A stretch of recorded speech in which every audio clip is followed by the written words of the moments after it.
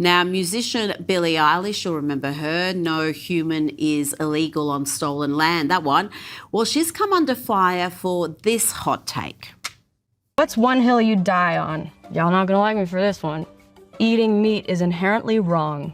And then the other thing is, two things cannot coincide. I love animals. I love all animals so much, and I eat meat. You can't do both. Sorry. You can eat meat. Go for it. You can love animals, but you can't do both. Kinsey, she's copped a lot of flack for that.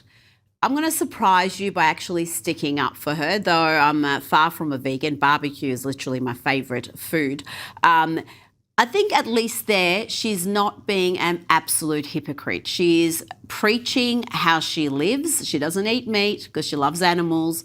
And I think if you're at least consistent in your behaviour and what you preach, then I'm not going to have a go at you, even if I disagree. I will. It's easy to moralize about food choices when you're wealthy. For a lot of families, eating options are based on budget, not ideology. Yeah. Thank God you said that. Billie Eilish has reached that stage of celebrity where she mistakes personal opinion for universal moral authority, I think. And she says things without considering how disconnected they sound to ordinary people. There are people that have puppies and they love their puppies, but all they can afford is Hamburger Helper. And that's just a fact.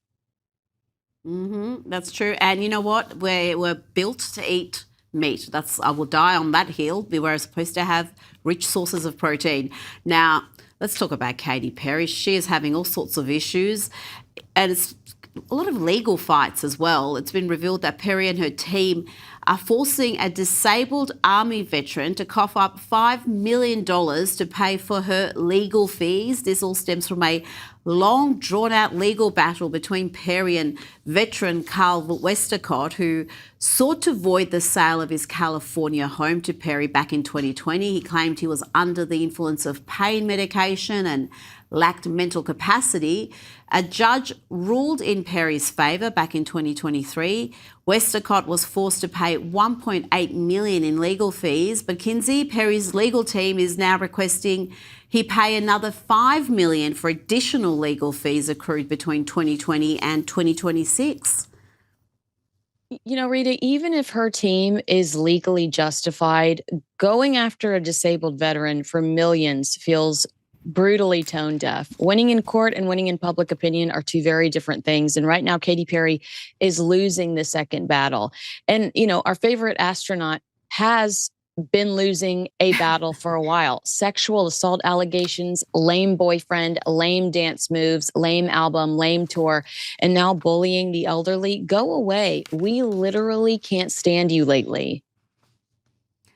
She has really had a fall from grace because she had the cool factor. She was hugely successful, and it all sort of fell apart. I don't know if it started with the astronaut thing or that was just the pinnacle of it.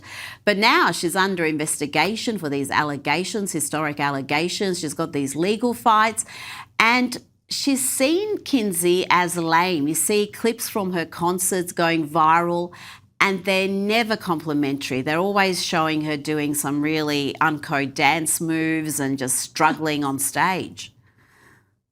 Yeah, and I don't know how she picks herself up from it. My best advice would be the same advice I constantly give Meghan Markle. Go away for a little while. Allow people to forget. I can't guarantee they'll forgive, but allow some of them to forget some of these hiccups, and you might get a clean slate. But Katy Perry, it's fail after fail after fail.